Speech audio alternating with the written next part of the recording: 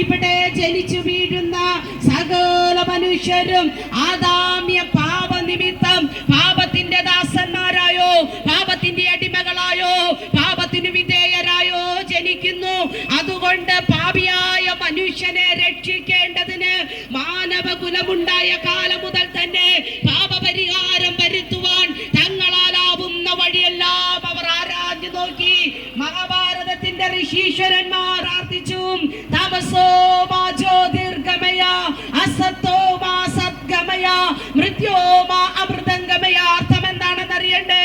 ദൈവമേ, ഞങ്ങൾ തമസിലാണ്, ഇരുട്ടിലാണ്, ഞങ്ങളെ സത്യ വെളിച്ചത്തിലേക്ക് വഴി നടത്തണമേ. ദൈവമേ, ഞങ്ങൾ അസത്യത്തിലാണ്, ഞങ്ങളെ സത്യത്തിലേക്ക് നയിക്കണമേ. ദൈവമേ, ഞങ്ങൾ മരണ ഇരുളിന്റെ താഴ്വരയിലാണ്, ഞങ്ങളെ നിത്യജീവനിലേക്ക് നയിക്കണമേ. ഹല്ലേലൂയ.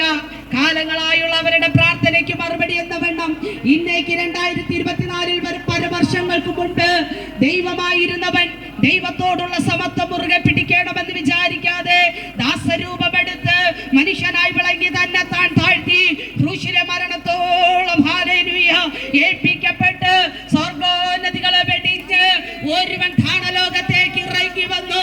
പാപം എന്തെന്നറിയാത്തവൻ, പാപമൊഴികെ സകലത്തിന് നമുക്ക് തുല്യനായി ശോധിക്കപ്പെട്ടവൻ, പാപികളെ രക്ഷിക്കുമെന്നതിന് വേണ്ടി പാപലോകത്തേക്ക് ഇറങ്ങി വന്ന ഏക സത്യ നിത്യ ദൈവമത്രേ യേശു ക്രിസ്തു. വിശുദ്ധ വേദപുസ്തകം പറയുന്നു, യേശു ക്രിസ്തു സത്യ ദൈവവും നിത്യജീവനുമാകുന്നു.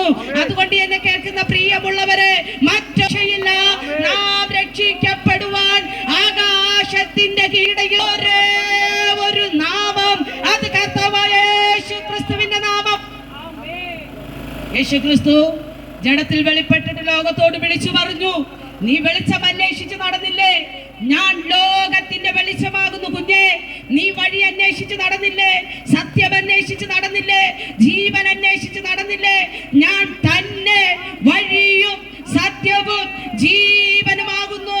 ഞാനല്ലാതെ മറ്റൊരു വഴിയില്ല, എന്നിൽ കൂടി അല്ലാതെ ആരും പിതാവിന്റെ അടുക്കൽ എത്തുന്നില്ല. ഞാൻ ആടുകളുടെ വാതിലാകുന്നു. ഹല്ലേലൂയ.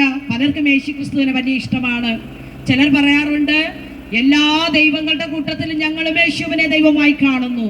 ചിലർ പറയുന്നു യേശു ക്രിസ്തു ഒരു നല്ല ഗുരുനാഥനാണ്. ചിലർ പറയും യേശു ക്രിസ്തു ഒരു ഫോറിൻ ദൈവമാണെന്ന്. No, never. യേശു ക്രിസ്തു ഒരിക്കലും ഒരു വിദേശ ദൈവമല്ല.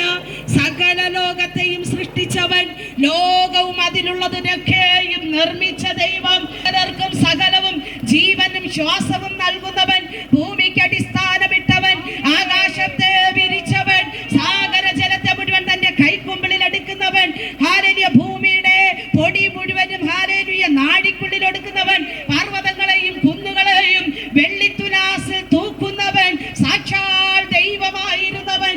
അതുകൊണ്ട് യേശു ക്രിസ്തുവിനെ കുറിച്ച് നല്ല ഗുരു എന്ന് അഭിപ്രായപ്പെടുന്നവരുണ്ട്, ഒരു നല്ല പ്രവാചകൻ എന്ന് പറയുന്നവരുണ്ട്. എന്നാൽ യേശു ക്രിസ്തു സത്യദൈവവും നിത്യജീവനും എന്ന് വിശുദ്ധ വേദപുസ്തകം പറയുന്നു. തന്റെ 30-ാം തിരുവയസ്സിൽ